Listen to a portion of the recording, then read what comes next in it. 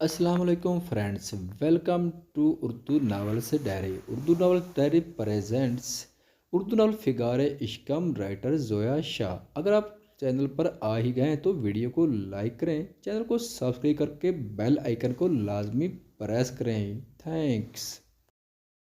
अरे इश्कम किस्म 59 second last दूसरा हिस्सा। क्या हो गया, पागल हो गई हो? मनाल की आवाज़ ने उसे सोचों के समुंदर से खींचा था। वो हिचकिचाते हुए उसकी जानब देखते हुए नॉर्मल होकर शर्ट प्रेस करने लगे। क्या हुआ कि सोच में पड़ गई थी। मनाल उसे शक की नज़रों से देखते पूछना चाह, कुछ नहीं हुआ, तुम जाओ मेरे लिए एक गिलास पानी ले आओ, बहुत गला सूख रहा है। आशिक ने मसनूई मुस्कुराहट से कहा। मनाल कदे उचकाते हुए किचन की तरफ बढ़ गई थी। आशिक ने स्त्री को साइड पर रखकर दोबारा से उसकी महक को सूंघा था। वो जितनी बार भी वो महक सूंघती उसका दिल तेज से धड़कता।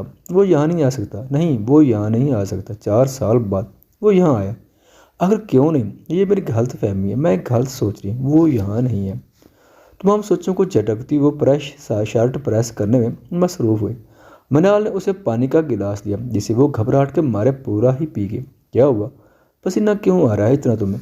और तुम्हारी तबीयत तो ठीक है ना आशिक? मनाल ने उसके पेशानी पर हाथ रखते कहा। वो नरमी से उसका हाथ हटा चुकी थी। मैं बिल्कुल ठीक हूँ, टेंशन मत लो, तुम घर जो, मैं भी थक गई हूँ। ये कहकर सोने जा रही हूँ बस, ये करके सोने जा रही हूँ बस। वो इसे बंद करते हुए बोली, ओके ख्याल रखना, अल्लाह हाफिज। मदार उसे गले लगाकर वहाँ से चली गई थी। अशीक चलती हुई बाहर निकली थी। यूसुफ साहब किसी से बात कर रहे थे। उस शख्स की अशीक की जानिब पहुँचती मगर उसका दिल तेज से धड़क रहा था। वो शर्ट मुट्ठी में पकड़ते जल्दी से पिलर के पीछे हुए। जब यूसुफ साहब उसके साथ घर की तरफ बढ़ गए थे, अशीक ने धड़कते दिल पर हाथ रखते हुए नजरें घुमाकर गैलरी के दरवाजे की तरफ देखा जहाँ से वो गुजर रहा था। वो साकत हुई थी। उसे 4 साल बाद देखकर आंखों के सामने माजी से लेकर अब तक की सारी यादें किसी फिल्म की तरह चलते गए और आंसू टूटकर उसके गालों पर बहते चले गए। वो सिसकियों का गला घूंट कर आंसू साफ करती हुई सर झटक भैया के बैक डोर से घर के अंदर आई थी। आंसू मुसलसल उसकी आंखों से टूट रहे थे। मैं समझ नहीं पा रही क्या चाहते हो तुम मुझसे। पहले खुद से बेवजह अलग कर देते हो, जब मैंने खुद को संभालना सीख लिया तो तुम वापस लौट आते हो और मुझे तकलीफ देते हो। वो सिसकते हुए उसकी शर्ट प्रेस कर रही थी और रो भी रही थी। वो कुछ फसल पर उसे देखकर रुका था जो उसकी तरफ पुश किए उसके ही कपड़े प्रेस कर रही थी। वो जू मानी नज़रों से उसे देखते हुए साकत हुआ था। उसके ब्राउन बाल अब गोल्डन हो चुके थे। यह शायद उसने जानबूझकर कलर चेंज किया था। हाइट पहले से बढ़ गई थी। वक्त कितना जल्दी गुजरता है अंजल। वो संजीदगी से उसे देखता धीमे लहजे में खुद से बोला था। वो शर्ट सीधी करती हुई सर उठाती उसकी तरफ पलटी थी। वो फ़ोन कान पर रखते हुए पलटा था। अशीक ने लब भींच कर उसे देखा था जो उसकी जानिब देख तक नहीं रहा था। आप जानते हैं मैं यहाँ हूँ या फिर आप मेरी मौजूदगी को जानबूझकर अनदेखा कर रहे हैं? वो सर झटकती सोच गई थी। वो संजीदगी से उसे आखिरी नज़र देखते हुए फ़ोन कान से लगाया बाहर निकला था। उसे इम्पोर्टेंट कॉल थी हेड क्वार्टर से। मिर्जान, क्या आप अभी तक दिल की बात को लेकर परेशान हैं? ज़रा ने उसके पास बेड पर बैठते हुए कहा। वो संजीदगी से उसे देखते हुए सर ना में हिला चुका था। मैं देख रही हूँ आप परेशान हैं। ज़रा ने उसके हाथ पर हाथ रखते हुए कहा। ज़रा शाहवीर यहाँ नहीं रहना चाहता। कितनी बात। दादा से और मैंने उसे वापस लाने की कोशिश की मगर वो सिर्फ याले के निकाह में शिरकत के लिए आया था और बाहर निकल गया था बगैर किसी को बताए। क्या करूं मैं? मुझे फिक्र रहती है उसकी। आप जानते हैं अंकल मुनवर जिन लोगों के साथ काम करते थे वो सब अभी अरेस्ट नहीं हुए। मैं आपकी परेशानी समझती हूँ, इंशाअल्लाह सब बेहतर हो जाएगा। वो अशीक को लेकर डिप्रेस है। याले बता रही थी आज वो उसे वापस लेने गए। मैं अशीक से बात करूंगी, वो शाबिर भाई को वापस ले आएंगी। ज़रा ने मुस्कुराते हुए उसे तसल्ली दी। वो मुस्कुराता हुआ उसे देखता था। से सर हिला गया था। ज़रा, मैं बहुत खुश किस्मत हूँ, कितनी बड़ी नेमत से मुझे नवाजा है खुदा ने मुझे। वो उसका हाथ थमता उस पर लब रखता संजीदगी से बोला। वो कैसे? ज़रा ने मुस्कुराते हुए पूछा। आपने मुझे खुशियाँ दी हैं, मेरे मर्ज़ की दवा आप बनी और इतनी प्यारी गुड़िया दी मुझे जो आपसे ज़्यादा क्यूट है। वो पास सोई कशिश का गाल खींचते बोला।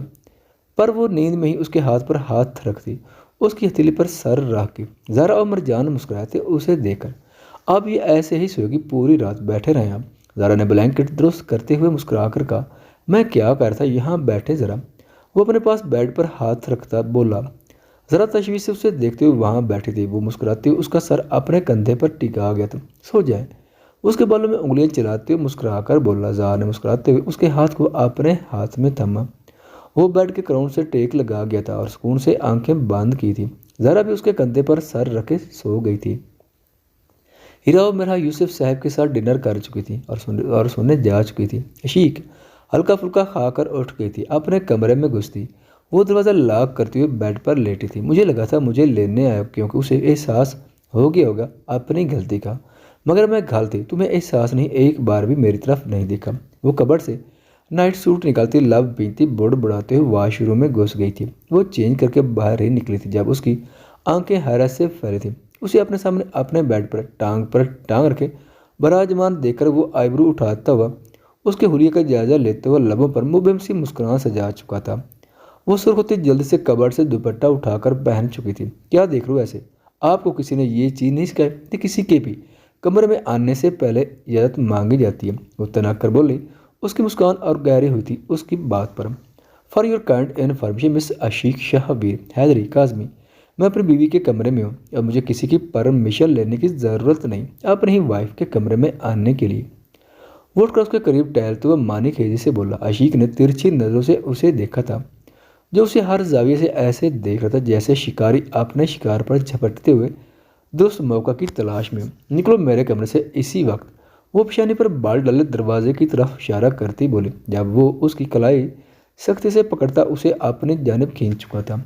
वो उसके सीने पर हाथ रखती उससे कुछ इंच के फासले पर खुद को रोक चुकी थी। अगर वो ऐसा ना करती तो वो यकीनन उसके चौड़े सीने से टकरा जाती। लिमिट्स क्रॉस करें आप मिस्टर शाहवीर हैदर काज़मी, मत बोलें ये आपका फार्म हाउस नहीं या आप किसी को भी बुलाकर उसका फ़ायदा। उसके बालों में उंगलियां सख्ती से उलझ जाता, उसका चेहरा ऊपर उठाते हुए उसकी आंखों में आंखें डालकर उसे चुप करा गया था। ऐसे अल्फाज मेरी एंजल नहीं कह सकती। कौन हो तुम? क्या कर दिया तुमने मेरी एंजल के साथ? वो सपाट लहजे में बोला था, मगर वो तो तंजिया अंदाज में मुस्कुराई थी। अपनी एंजल को खुद उसके शेरी ने अपने हाथों से मार डाला था उस दिन। उसकी नीली आंखों में देखती खाली लहजे में बोली थी, एंजल नहीं, इस नाम से आप अब मुझे कभी नहीं पुकार पाएंगे। चले जाएं यहाँ से, मेरे कर्ब मत बढ़ाएं। मैंने आदत डाली बगैर किसी के आश्रय सहारे के जीने की। मैं और मेरी तनाइयाँ साथ हैं, किसी और का साथ नहीं चाहिए। चले जाएं। इसी वक्त वैसे भी आप आगे बढ़ चुके हैं अपनी ज़िंदगी में, जहाँ मेरे तीसरे बेवजह किरदार की कोई गुंजाइश नहीं। आप बेवजह नहीं है ना, आपका किरदार कोई तीसरा है। उसका चेहरा थामते हुए वो संजीदगी से बोला था। वो तो जानता ही नहीं था वो इतनी पोजेसिव थी। उसे लेकर उसका हाथ अपने रुखसार से हटाते हुए वो तनज़िया लबो लहजे में उसे न जाने कब से देख रही थी। मिस्टर शाहवीर हैदर काज़मी, अब क्या चाहिए आपको मुझसे? इस रात दिल नहीं भरा था? हाँ, उसकी आंखों में देखती बेजान लहजे में बोली। बहुत तकलीफ हुई थी उसे उसके उन लफ्ज़ों से। वो उसे सर्द नज़रों से देखता एक कदम पीछे हटा था। अशीक, मैंने जो कुछ भी किया आपके लिए किया। इससे पहले वो कुछ कहता वो उसकी बात काट चुकी थी। ओ यस, आपके एहसान है मुझ पे, मैं जानती हूँ बहुत एहसान है, इसलिए आप यहाँ इस वक्त सही सलामत खड़े हुए हैं। अगर कोई और मर्द ऐसा करता वो इस वक्त जिंदा सलामत मेरे सामने ना खड़ा होता। किसी को हक नहीं है मुझे तकलीफ़ देने का, आपको भी नहीं, मगर आपने तकलीफ़ दी अच्छे से जानते थे। जो लड़की एक दिन तुम्हारे बगैर नहीं रह सकती उसे खुद से ऐसे अलग करके फेंक दिया जैसे वो तुम्हारी कुछ थी ही नहीं। उसके सब्र का पैमाना लबरेज हुआ था। वो चीखती हुई उसकी शर्ट का गिरेबान पकड़ती हुई उसकी आंखों में देखकर काटदार लहजे में बोली। वो बेजान नज़र से उसे देख रहा था। आपकी जान को खतरा था, हमारी जान को खतरा था। क्यों नहीं समझ रही आप? मेरे लिए ज़रूरी था आपको खुद से अलग रखना। दादा साहब पर अटैक्स किए उन्होंने, याले पर अटैक हुआ, मेरी फैमिली को खतरा था। सबसे ज़्यादा आपको था, आप पर भी अटैक हुआ था। क्या चाहती हैं आप? अपनी तस्कीन के लिए, आपकी तस्कीन के लिए मैं आपकी जान को खतरे में डाल देता। उसका हाथ पकड़ता वो उसे करीब करता मुतज़ब्ज़ब लहजे में बोला।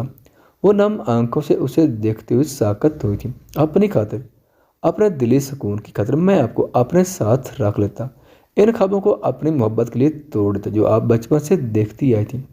वैसे कमज़ोर छोड़ देता आपको जिसे शेरी की बिना नींद नहीं आती थी, जिसे यूनिवर्सिटी में लड़कियां बच्ची समय का तांग करती थी, जो छोटी छोटी बात पर रोने लगती थी, जो मेरे प्यार के लिए अपने ख्वाब तक तोड़ने को तैयार थी।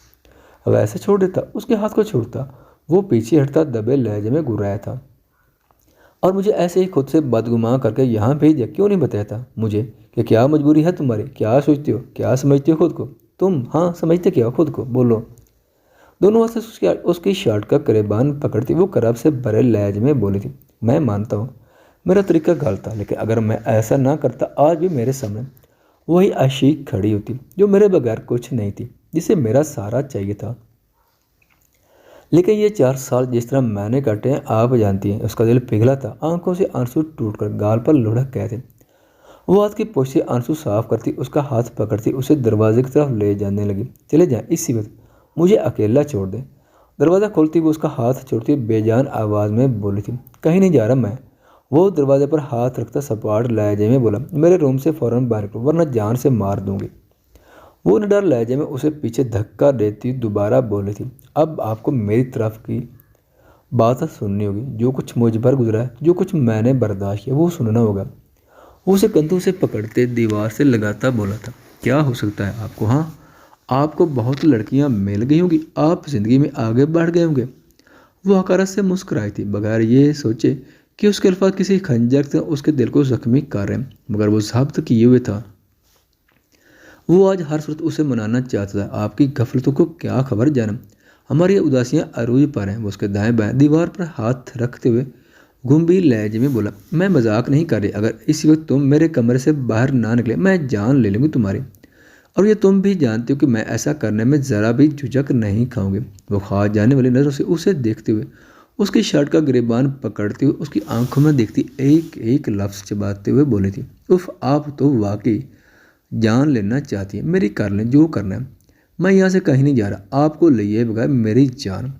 वो उसके सर के पास दीवार पर हाथ रखता, उसकी आंखों में देखता, आखिरी अल्फाज पर जोर देता, जुबानी लहजे में बोला था। आंखें आप भी उसकी आंखों में झांक रही थी, अगर तुम्हें सच में मरने का शौक है तो तुम्हारा ये शौक मैं पूरा कर ही देती हूँ मिस्टर शाहवीर हैदर काज़मी। वो पैंट की पॉकेट से पिस्टल निकालती हुई उसे लोड करती उसकी गर्दन से लगा गए। वो मुबहिम सा मुस्कुराया था उसकी दलेरी पर, मैं सिर्फ 3 तक काउंट करूँगी, अब इस वक्त अपनी बेइज्जती समेटो और यहाँ से निकलो वरना मैं इस बार गोली बिल्कुल सही मकाम पर चलाऊंगी। वो ट्रैगर पर उंगली रखती, उसकी गर्दन पर पिस्टल का दबाव डलती, करख्त लहजे में बोले, ये अदाएं मेरी जान पहले ही ले चुकी हैं, मैं डिठू का डिठ यहाँ से 1 इंच भी नहीं हिलने वाला, अंडरस्टैंड।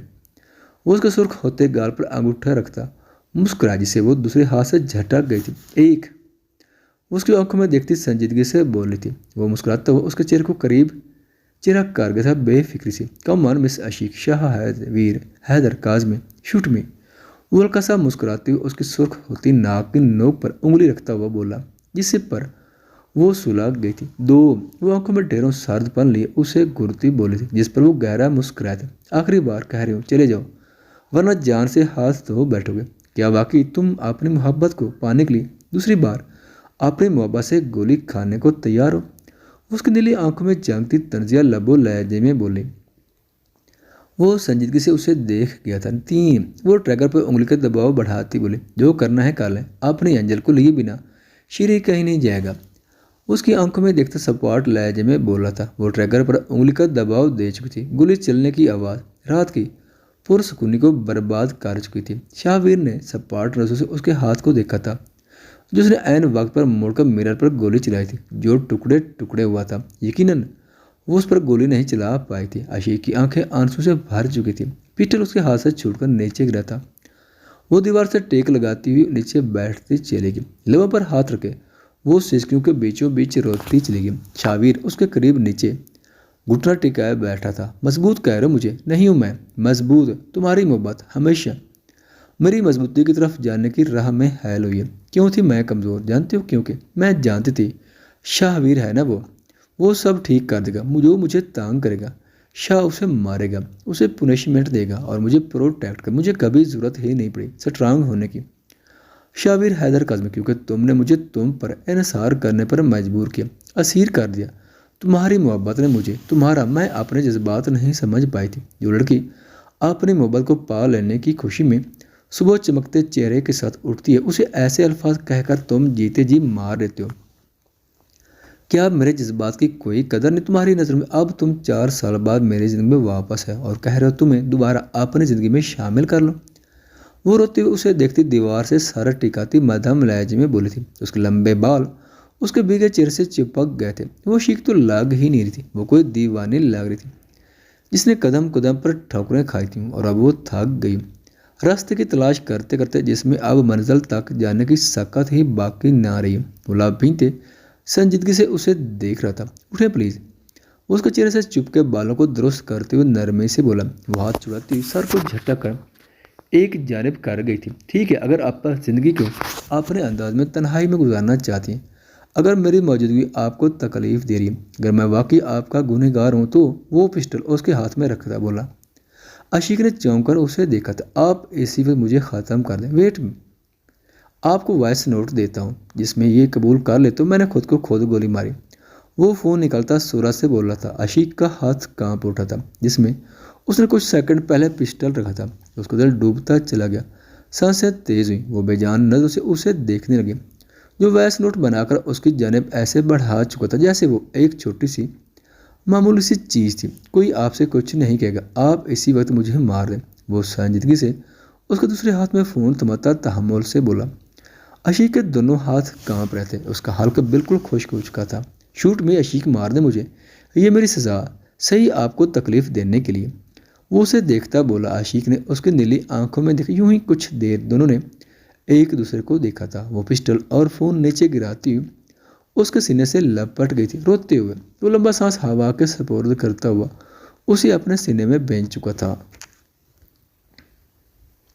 कुछ देर उसके सीने से समट कर वो उसकी मखसूस महक को अपना रोम रोम में उतारती रही और रोती रही। उसे पीछे होते हुए उसने तड़प कर उसके चेहरे को अपने हाथों में लेते हुए उसकी हसीन नीली आंखों को लबों से छुआ, फिर उसके हसीन नकूश चेहरे को, और रोते हुए उसकी पेशानी पर बोसा दिया था।